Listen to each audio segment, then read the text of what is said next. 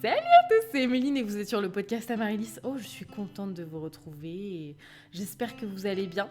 Pour tout vous dire, là, depuis tout à l'heure, j'attends que UPS passe pour collecter mes produits, pas du tout, pour collecter mes colis. Parce que quand j'ai quelques colis, flemme d'aller au UPS vu qu'il n'est pas à côté. Donc je les fais collecter. Et du coup, il est 15h30 et depuis tout à l'heure, j'attends qu'il passe parce que je ne peux pas lancer un podcast si je sais qu'il va passer. Tu vois, donc en fait, ça me bloquait dans l'enregistrement de ce podcast. Et puis, pour tout vous dire, pour enregistrer un podcast, il faut que les étoiles soient alignées. Et aujourd'hui, elles sont alignées vu que mon chat dort. Quand je dis mon chat, c'est-à-dire que mon chat qui fait du bruit dort. Donc là, toutes les étoiles sont alignées pour que je puisse faire des podcasts aujourd'hui. Donc j'en profite, je martèle les podcasts, d'accord ? Aujourd'hui, thème du jour, bonjour. Le rythme du créateur, temps, argent, créativité, parce que c'est un sujet, pour le coup, qui est assez intéressant, comme à peu près tous les sujets qu'on va faire sur Amaryllis, sans modestie. Non, mais franchement, en fait, c'est en discutant avec plusieurs créateurs et même de ma propre expérience qu'en fait, je me suis aperçue que les problèmes venaient beaucoup soit du temps, soit de l'argent, soit de la créativité. Et je pense que essayez de vous calquer par rapport à ça dans votre propre expérience à vous, peut-être à l'instant T, de quoi vous manquez vraiment. Après, évidemment, si on peut aller plus précisément dans les points, l'argent, c'est pas uniquement vous manquez d'argent, mais vous manquez potentiellement de commandes qui peuvent vous générer de l'argent, etc. Enfin, vous voyez ce que je veux dire ? Mais en tout cas, je trouve que ces trois pôles sont vraiment très intéressants parce que tout au long de votre vie de créateur d'artisan, vous allez vraisemblablement évoluer dans ce schéma-là, mais il y aura forcément l'un de ces piliers qui vous manquera à un moment donné. C'est un peu comme... je sais pas si vous voyez un petit peu... il y avait un dessin que je voyais quand j'étais plus jeune, que quand t'es jeune, tu as la motivation, tu as l'envie, mais t'as pas l'argent, en gros. Voilà, c'est ça. Quand tu es jeune, t'as le temps, tu peux le faire, mais t'as pas l'argent. Quand t'es adulte, t'as l'argent, tu peux le faire, mais t'as pas le temps. Et puis quand t'es vieux, t'as le temps, t'as l'argent, mais tu ne peux plus le faire. Tu vois ? Parce que voilà. C'est un peu cette règle-là, pour le coup.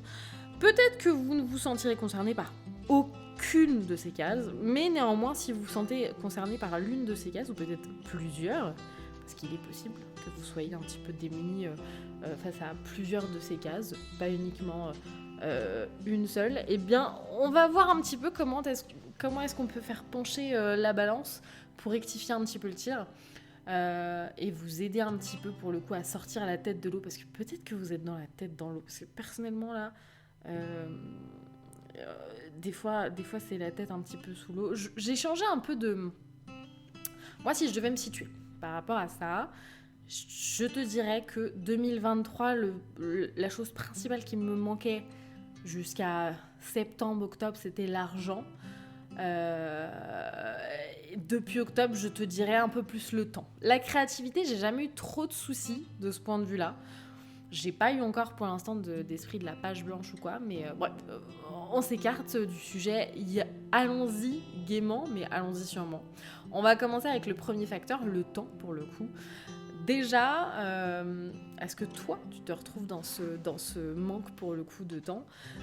Est-ce qu'on est sur un manque de temps long terme ou est-ce qu'on est sur un manque de temps court terme ? Par exemple, je pense à la période Noël. Je pense qu'il n'y en a pas un seul qui va dire « Non mais moi, franchement, je me la coulais douce. Qui es-tu ? Quel alien es-tu ?» Je ne sais pas. Mais est-ce que c'est un manque de temps parce que c'est la période qui fait ça ? Parce que, évidemment, comme tout produit sur le marché, vous n'avez pas les mêmes ventes tout au long de l'année. Ou alors, c'est parce que vous vendez du riz ou que sais-je. Mais c'est pas possible d'être chronophage sur toutes les typologies de produits, pour le coup. Donc déjà, ça peut être pas mal d'identifier un petit peu ça. Si c'est un manque de temps sur le long terme, c'est là qu'il va y avoir un vrai souci. Ça veut dire que, pour le coup, par rapport à ton activité, toi, tu n'arrives pas à te dégager assez de temps. Alors, pour le faire, je ne te parle pas du temps libre, je parle vraiment du temps pour réaliser ton activité. Ça peut venir de plusieurs causes. Si je devais en lister quelques-unes, ça peut être un problème d'organisation. Ça veut pas dire que t'as pas forcément le temps de faire les choses, c'est juste que tu ne fais pas les choses de façon optimale et du coup tu as tendance à perdre du temps assez bêtement, entre guillemets. Est-ce que c'est parce que tu as eu un surplus d'activité d'un coup que tu n'avais pas forcément prévu et auquel cas ça fait que l'organisation que tu avais potentiellement pour faire 10 commandes par mois, c'est pas celle qu'il faut pour gérer 100 commandes par mois. Et donc il y a un gap quand même entre les deux qui fait que à l'instant T, le temps, t'arrives pas à le gérer parce que naturellement, tu vas avoir tendance à gérer tes 100 commandes comme tu gères tes 10 commandes. Peut-être que tu vas devoir du coup refaire du stock entre-temps, etc. etc. Mais du coup, ça risque d'être forcément un petit peu plus compliqué derrière.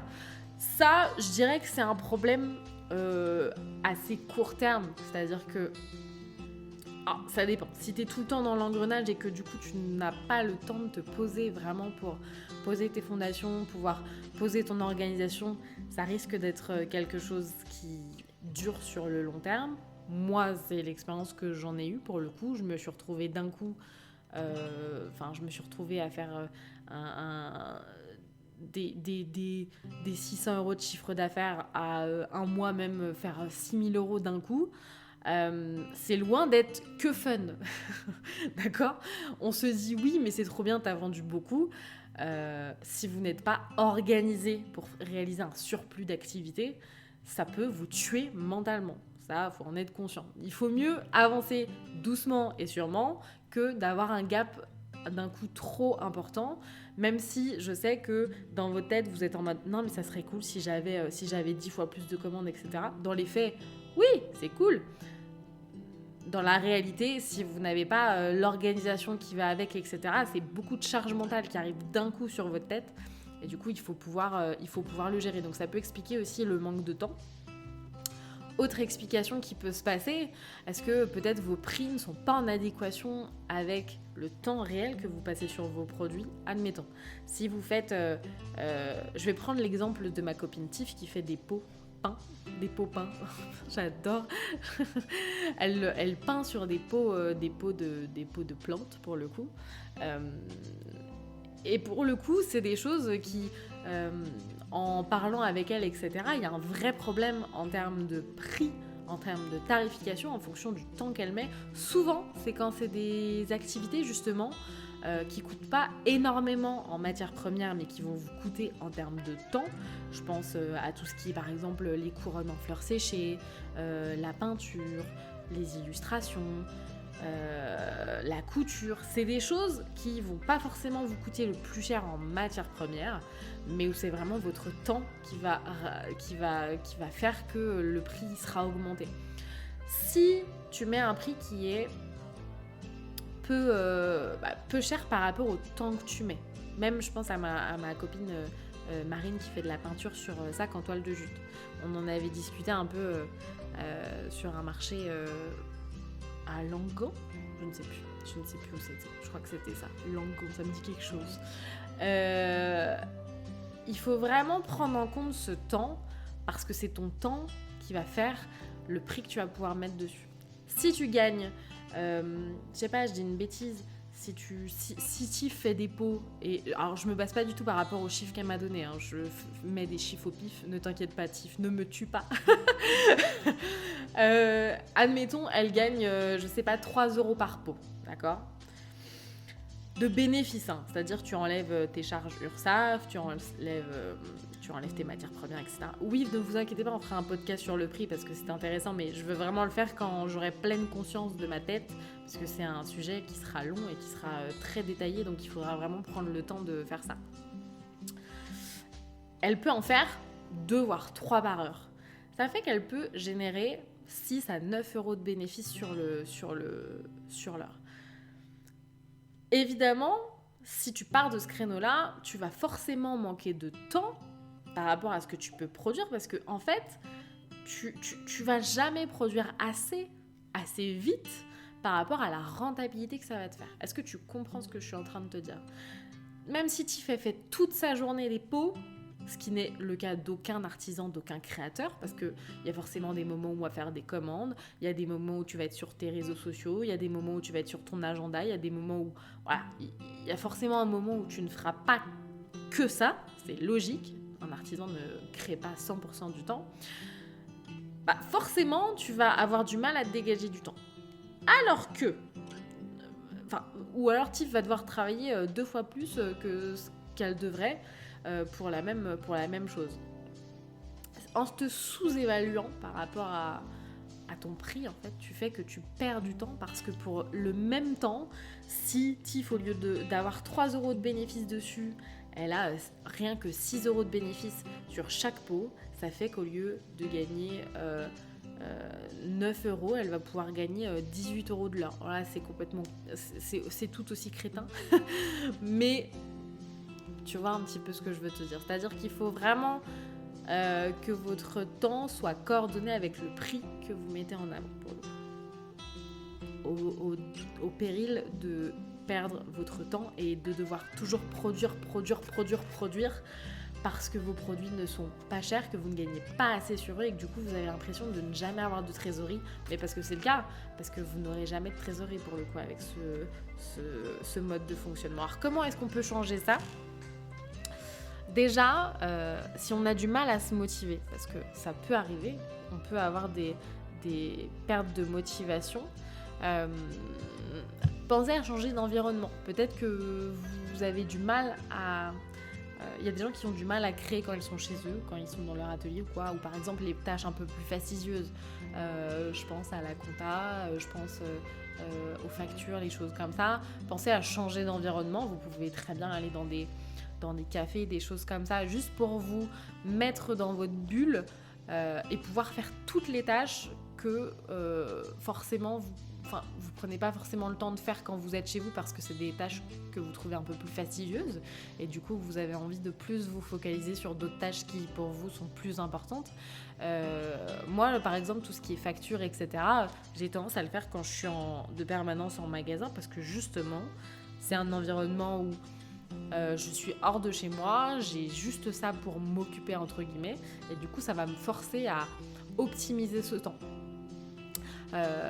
Si jamais tu as un problème de temps, aucunement à cause de ton prix, aucunement à cause de ton organisation, mais c'est juste que là, ton activité ne fait que d'évoluer et qu'au bout d'un moment, forcément, avec le temps, ça coince. Tu peux très bien regarder du côté des stagiaires, des alternants. En tant qu'auto-entrepreneur, tu as le droit d'avoir ce genre de choses pour le coup. Je pense à Lucille qui fait des fleurs séchées, des couronnes en fleurs séchées, etc. Qui a sa stagiaire qu'elle amène même en magasin, etc. Je trouve ça trop chou pour le coup. Et elle l'aide pour le coup sur le créneau réseaux sociaux. Donc mine 2, parce qu'elle est spécialisée là-dedans pour le coup. Mais mine de, ça te permet de te décharger, d'avoir une décharge mentale, de ne pas s'occuper des réseaux sociaux et d'avoir quelqu'un d'autre qui s'en occupe. C'est la même chose pour les alternants, pour le coup. Après, là, je parle des réseaux sociaux, mais ça peut être d'autres choses. En tout cas, ça te peut permettre d'avoir un appui, soit sur du court terme, parce que tu sais que tu vas avoir un accroissement de ton activité, soit sur du long terme. Après, sur du long terme, évidemment, il ne faut pas enchaîner les stagiaires, etc., parce que ça prend quand même du temps à former. Ça, il faut le prendre en compte. C'est-à-dire que de prendre quelqu'un en supplément, c'est quelque chose qui prend du temps au début, mais qui est plus intéressant sur le long terme derrière. Mais au début, il faut quand même prendre le temps de former cette personne, pour le coup. On peut essayer de regarder du côté de ton matériel et de tes étapes un peu plus fastidieuses. Est-ce que si tu fais de la couture, tu peux pas aller sur des machines qui sont un peu plus intéressantes ? Je pense par exemple, il y a Christine à la boutique où je suis qui fait des coquelicots en tarlatane. Ça s'appelle tarlatane, c'est comme un tissu, ça ressemble un peu... c'est du tissu maillé un petit peu. Et elle fait des fleurs avec ça. Et elle a acheté je sais plus si elle l'a acheté ou quoi, mais elle a acheté une machine qui lui permet de découper en fait directement en rond, nickel, ce qu'il lui faut. Tu te rends compte le gain de temps que ça peut lui procurer au lieu de les découper à chaque fois à la main, etc. ou à la roulette. C'est la même chose pour la couture, les choses comme ça. Pour les bougies, moi, si je vais dans du matos où forcément c'est des plus grosses capacités, ça me permet de couler des bougies beaucoup plus facilement. Le fait d'investir dans du matériel, ça te permet d'optimiser ton temps. Et tout ce qui est étape fastidieuse, est-ce que, par exemple, au niveau de ton étiquetage, est-ce qu'il est assez simple pour pas avoir à te faire perdre du temps, etc.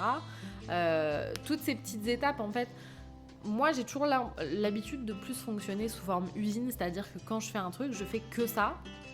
Je me mets un petit podcast ou je me mets une petite musique en arrière-plan, etc. Comme ça permet vraiment à ton cerveau de s'habituer, etc. Et puis je trouve que c'est beaucoup plus performant de faire ces choses comme ça. Alors que par exemple, si je faisais mon truc de A à Z, par exemple quand je fais les fondants parfumés, les sachets, je vais tout faire. Je vais d'un coup coller toutes les étiquettes à l'arrière, d'un coup mettre toutes les étiquettes à l'avant et d'un coup mettre tous les fondants à l'intérieur. Si à chaque fois je devais mettre les étiquettes, remplir avec le fondant, ranger, c'est là que je perdrais le plus de temps parce qu'au moins là tu fais tout d'un coup pour le coup. Et puis, tu peux également te motiver avec de la musique, des podcasts, des appels, pour essayer de te mettre un peu dans le bain. Moi, j'ai une passion en ce moment, c'est les musiques en speed-up, ça s'appelle. C'est les musiques qui sont accélérées. Je sais pas, j'ai l'impression que ça te motive. Et moi, personnellement, j'arrive pas trop à travailler sans musique. J'ai toujours mon casque sur les oreilles, à écouter des choses, à écouter des podcasts, à écouter des interviews, des choses comme ça, ou des musiques. Les musiques, c'est quand faut que je tryhard un peu.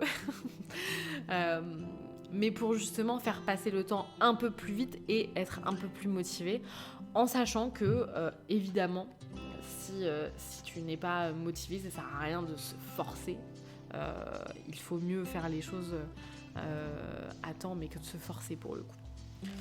Deuxième petit module, l'argent. Alors, je pense que c'est souvent le problème.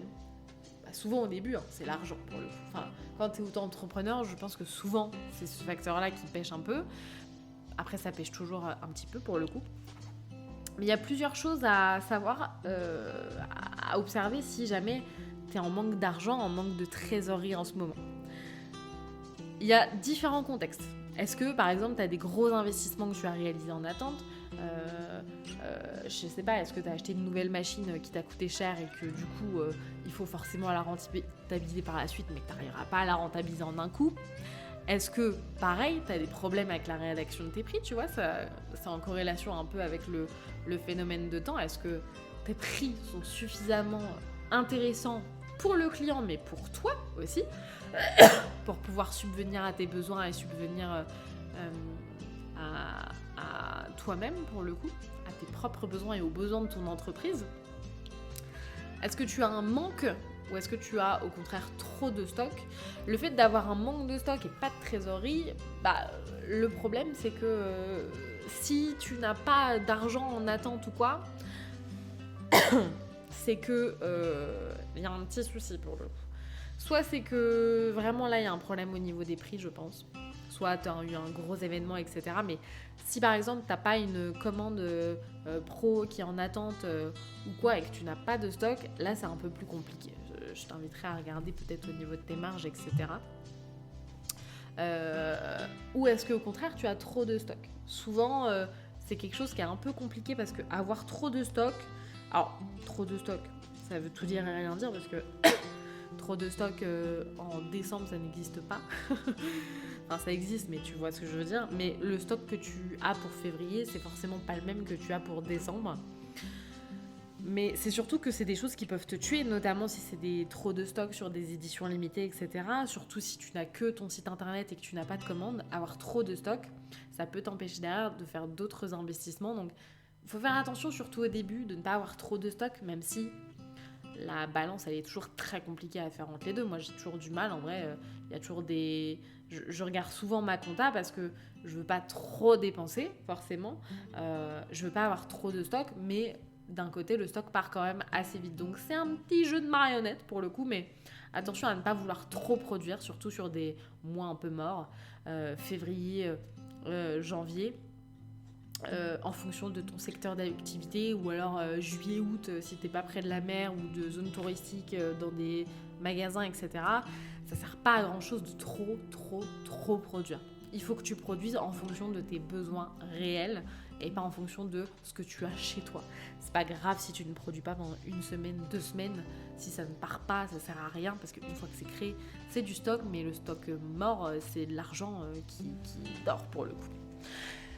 Enfin, dernier petit souci qui peut être là à cause du problème de l'argent, c'est peut-être ton manque de visibilité et ton manque de vente. Alors, peut-être ça peut être un manque de vente parce que tu débutes et que voilà.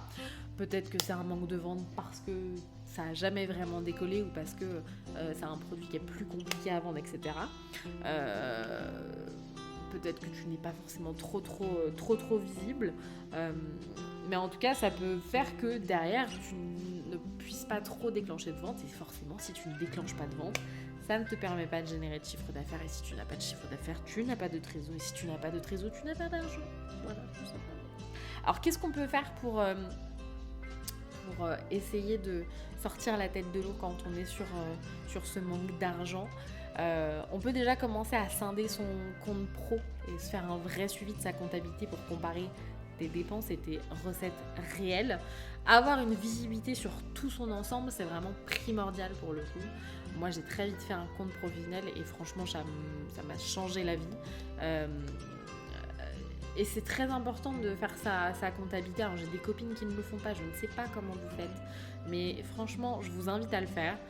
La comptabilité, c'est un mot qui fait très peur, mais c'est très simple. C'est-à-dire que tu prends un tableau Excel ou un PowerPoint, ou même tu prends un carnet, tu fais tes recettes, moins tes dépenses sur le mois, tu checkes ton compte en banque, tu regardes un petit peu, etc. Et puis ça te permettra déjà de voir ce que tu es capable de dépenser ce mois-ci pour faire potentiellement des stocks, etc. Ce que tu es capable de te verser aussi, parce qu'il faut pouvoir se verser un petit peu quand même. Mais ça te permettra surtout de voir si tu es en moins ou si tu es en plus, ou s'il y a un problème au niveau de ta tarification ou autre pour le coup. C'est vraiment primordial. Ta comptabilité, c'est pas juste quand c'est ton travail. Tu peux le faire quand c'est un à côté, mais en tout cas, la comptabilité, c'est primordial. Vraiment. Il y a des gens qui font, par exemple, tous les lundis matins, ils vont se faire leur petite compta pour voir un petit peu ce qu'il en est. Et je trouve que c'est plutôt pas mal d'instaurer des petits moods comme ça où tu fais ta compta. Moi, comme je disais, c'est quand je suis en magasin, quand je suis pas forcément à la maison. Mais tu peux très bien faire ça le lundi matin. Tu te poses devant ton PC, ta tablette ou quoi. Et puis tu checkes vraiment ça pour avoir un vrai suivi de tout ce qui sort et de tout ce qui rentre. Et si en fonction de tout ce qui sort, ça te permettra d'avoir une vraie vision globale pour le coup. Tu peux aussi calculer au réel tes marges pour estimer si tes prix sont vraiment en accord avec ce que tu peux en dégager. Est-ce que tes marges sont assez intéressantes par rapport à ce que tu fais? Si par exemple tu as l'impression de travailler non-stop et que pour autant quand tu fais ta compta, tu es toujours en négatif, c'est qu'il y a sûrement un problème, surtout si tu n'as pas d'investissements qui sont en cours. Si tu es vraiment au maximum de tes capacités, c'est que là il y a un problème. Moi je me dis toujours, est-ce que là ce mois-ci je me trouvais au maximum de mes capacités? Est-ce que je me trouvais vraiment débordée ou est-ce que j'avais encore de la marge? Et si je trouve qu'il n'y avait pas de marge et que derrière ma compta n'était pas bonne, c'est qu'il y avait forcément un problème d'organisation ou un problème pour le coup. Tu peux du coup forcément adapter un peu plus ton stock en fonction de la saisonnalité et de tes événements. Tu peux reprendre un petit peu ton N-1 si ton année dernière, si jamais tu as ce genre d'informations. J'ai à moitié un chat dans la gorge. Enfin, pas un vrai chat, mais tu m'as compris quoi. Mais adapter ton stock en fonction de la saisonnalité et des événements, c'est vraiment primordial pour le coup. Après, attention, si par exemple cette année tu te mets à faire des marchés et que c'est pas quelque chose que tu faisais avant, faut forcément prévoir un petit peu plus parce qu'il n'y a rien de plus frustrant que d'aller sur un marché et d'avoir pas assez de quelque chose, pour le coup, de louper des ventes à cause de ça, même si ça peut arriver. Il n'y a pas mort d'homme si tu loupes des ventes, c'est pas grave, le monde ne va pas s'effondrer. Mais c'est quand même des choses à prendre en compte de ton côté, pour le coup.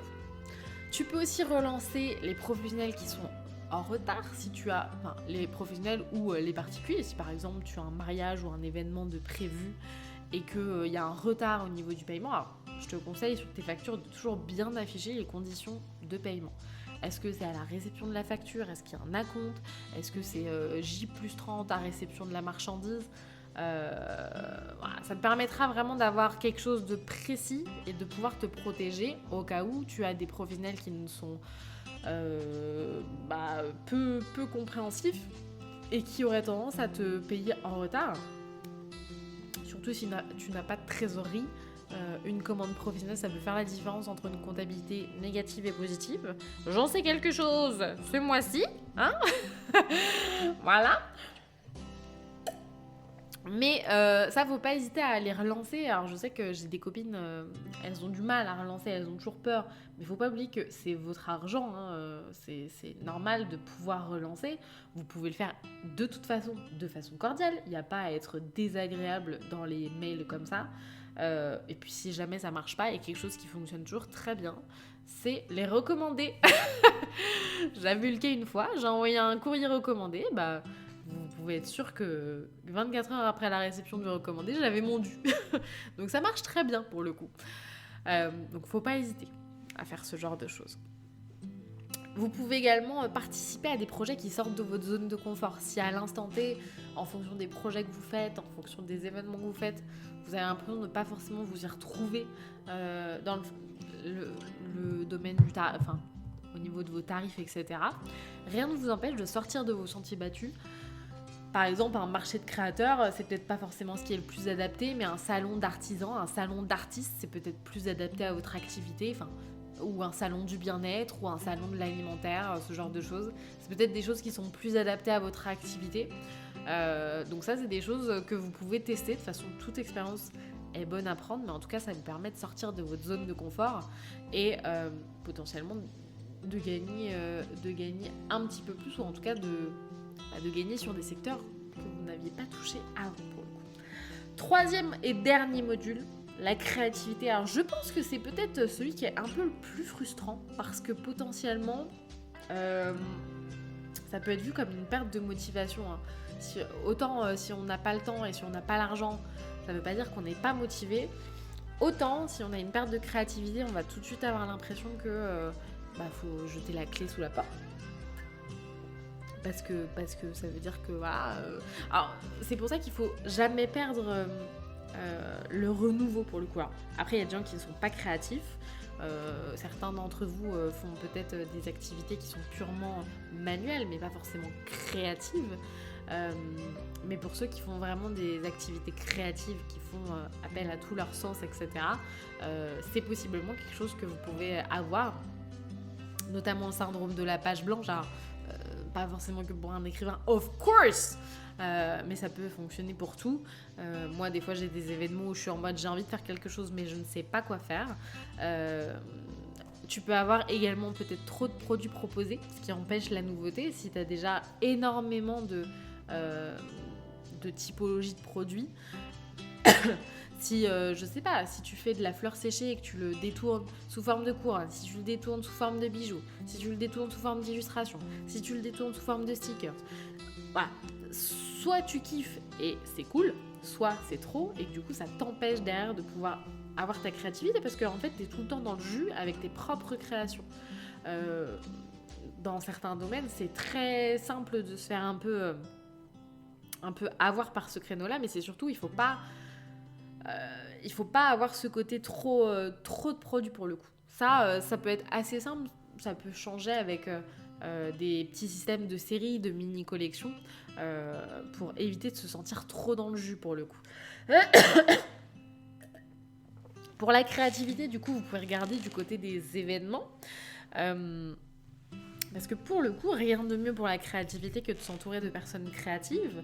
Rien de mieux que de s'entourer de personnes qui eux-mêmes, alors pas forcément sont sur le même secteur que vous. Non mais je vais jamais y arriver. Ma gorge me gratte un truc de fou, mais je veux terminer ce podcast. Je vais y arriver. D'accord ? Vous m'entendez ? Mais en tout cas, vous pouvez vraiment regarder du côté des autres créateurs, s'ils sortent des nouveautés, des choses comme ça. Alors pas forcément sur votre secteur à vous, mais même d'autres secteurs, ça peut complètement vous permettre d'agrandir votre créativité. Vous pouvez même vous allier à d'autres créateurs dans des box ou des choses comme ça. Je pense, ma copine Tanaïs fait souvent des coffrets, par exemple pour les fêtes des mamans, fêtes des mamies, etc. Elle va être avec de la savonnerie, des infusions, etc. Ou alors vous pouvez même pousser le truc encore plus loin où vous faites vraiment une fusion de vos deux typologies de produits pour le coup. Par exemple, si j'ai une copine, elle fait des bijoux, on peut très bien faire une bougie bijoux et là c'est carrément une fusion de nos deux secteurs d'activité pour le coup. Donc ça, c'est quelque chose que vous auriez pas forcément mis en œuvre sans vous allier à d'autres créateurs, mais finalement le fait de vous allier, de parler à d'autres créateurs, etc., et ben ça vous permet de justement sortir de votre zone de confort, parce que c'est le but, sortir de votre zone de confort. Vous pouvez aussi aller plus loin, c'est-à-dire que de faire rentrer votre clientèle dans les idées. Moi, c'est quelque chose que j'adore faire ça, d'accord ? Parce que qui achète vos créations, ce sont vos clients. Et ceux qui sont le plus capables de vous aider quand vous êtes en perte d'inspiration, c'est toujours votre clientèle. L'avantage quand vous êtes un petit créateur, je vais éternuer. Non, c'est bon. Quand vous êtes un petit créateur, c'est souvent que vous avez quand même cette proximité avec votre clientèle. Et moi, il y a un truc que j'adore faire, c'est vraiment faire des petits groupes de personnes. Je l'ai déjà fait 3 ou 4 fois, je sais plus. C'est de prendre 3 clientes dans mes bases de données qui veulent participer à l'événement. Et on fait de A à Z une édition ensemble. Elles choisissent plusieurs parfums, je leur laisse vraiment libre cours à leur imagination. Ensuite, je leur envoie des petits échantillons pour qu'elles le testent, etc. Par exemple, le parfum Bergamote, c'est parce que ça a été testé par 3 personnes et que du coup, c'était leur chouchou et on a décidé de le sortir comme ça. Et puis, moi, de mon côté, ça m'a aussi permis de me faire découvrir des parfums sur lesquels moi, je ne serais pas forcément allée, mais qui me font penser à des collections ou à des événements ou des choses comme ça. Par exemple, on avait testé la première fois le parfum tomate basilic. Sur le coup, tu te dis, je ne vais pas acheter ça. Et en fait, en le testant, ça sentait hyper bon. Et du coup, ça m'a donné l'inspiration de faire une collection autour du jardin, par exemple, tu vois. C'est des choses... je n'aurais pas pensé à ça si j'étais pas sortie de cette zone de confort et si je n'avais pas fait rentrer la clientèle dans mes idées. En fait, les gens autour de vous, ils ont des idées incroyables. Il suffit de leur demander. Vous pouvez même demander à travers vos réseaux sociaux, etc. Les clients, c'est vos meilleurs acheteurs, donc c'est également des idées vraiment, vraiment top pour le coup. Vous pouvez aussi prendre de la créativité en dehors de vos zones, visiter les marchés, les boutiques de créateurs pour pouvoir justement élargir un peu votre zone d'action. Vous pouvez regarder sur les réseaux sociaux potentiellement vos consoeurs. Est-ce qu'elles font des nouveautés pour les périodes de Pâques, de fêtes des mamans, etc. Patati patata. Le but évidemment ce n'est pas de plagier, c'est de trouver de l'inspiration. L'inspiration, c'est pas mauvais. Le plagiat, refaire trait pour trait ce que quelqu'un fait, ça c'est du plagiat et ça c'est pas ok, d'accord ? Mais vous avez le droit de trouver l'inspiration comme vous le sentez, parce que de toute façon tout vient de l'inspiration, donc il n'y a aucun problème avec ça. Et puis dernier petit conseil que moi j'aime bien, pour le coup. Alors je suis la seule de mon entourage à en faire un, ou alors à ma connaissance, parce que j'ai jamais eu une autre créatrice ou un autre créateur qui m'a dit « Ah ouais, moi j'ai fait ça aussi !» Moi j'aime bien faire ce qu'on appelle des planogrammes. Un planogramme, c'est quelque chose qui te permet de visualiser ton mois ou ton année. Et j'ai fait ça cette année et je pense que je le ferai tous les ans. Je me pose sur un mois où potentiellement c'est forcément un peu plus faible. Là, je me suis posée en août par exemple. Et j'ai regardé les événements où je voulais sortir une création. Et puis là, j'ai commencé à réfléchir. Quel type de fleurs je pourrais mettre en déco ? Quel type de parfum je pourrais faire, etc. Et au final, j'ai réussi à poser toute mon année pour que quand je sois en novembre, décembre, janvier, où je suis forcément dans le jus parce qu'il y a eu la période hivernale, etc., j'ai pas à penser à cette chose-là parce que j'y ai déjà pensé au préalable dans une période qui est un peu plus calme. Et forcément, quand la période est un peu plus calme, vous êtes un peu plus à même de trouver l'inspiration, de trouver les nouvelles choses, etc. Donc ça, c'est quelque chose que je vous invite à faire si jamais vous avez envie de sortir des nouveautés assez fréquemment ou notamment en fonction des événements, faites des mamans, faites des mamies, faites des maîtresses, Pâques, galette des rois, chandeleur, tout ça, il y a plein de possibilités. Ça vous permet au moins de vous fixer et de visualiser concrètement qu'est-ce qu'il est possible de faire et qu'est-ce que vous voulez faire et au moins de vous poser un instant où vous pouvez être créatif sur ces moments-là. Parce que franchement, tu m'aurais dit en novembre de me poser sur une nouveauté pour janvier, impossible que je sortais quelque chose, j'étais trop la tête dans le guidon. Donc c'est ça aussi, il faut prendre le temps quand vous avez le temps. Quand vous êtes en off, je veux dire commande, quand vous n'avez pas grand-chose à faire niveau commande, quand vous n'avez pas beaucoup de commandes ou de production à faire, rien ne vous empêche de vous poser sur vos prochains projets. Il n'y a rien de négatif dans le fait d'avoir peu de travail en production ou en commande.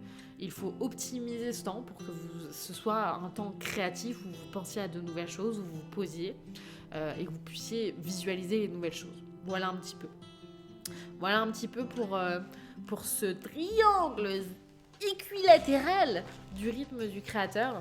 Temps, argent, créativité. J'espère que ça vous aura mis des petites puces à l'oreille. Peut-être que vous voyez un petit peu où est-ce que vous situez. Je suis curieuse de savoir pour le coup. En tout cas, j'espère que ce podcast vous aura plu. On se retrouve, nous, de notre côté, pour un prochain podcast très bientôt, parce que je sais que je vous manque déjà. Est-ce que ça passe vite quand même quand vous écoutez des podcasts comme ça? Ou est-ce que vous dites, non franchement, parce que là ça fait combien de temps? Ça fait presque 40 minutes. Est-ce que vous vous dites, ouais franchement les 40 minutes je les ai sentis? Ou vous êtes en mode, non ça va, tranquille Imhotep. Je serais curieuse de savoir. En tout cas vous pouvez rejoindre l'aventure sur Instagram, @amaryllispodcast avec un tiret vers le bas. Et puis vous pouvez même donner des petites idées en message si vous voulez, s'il y a des sujets que vous voulez qu'on aborde. Ça sera avec grand plaisir. En tout cas, moi je vous dis à la prochaine. Bye bye.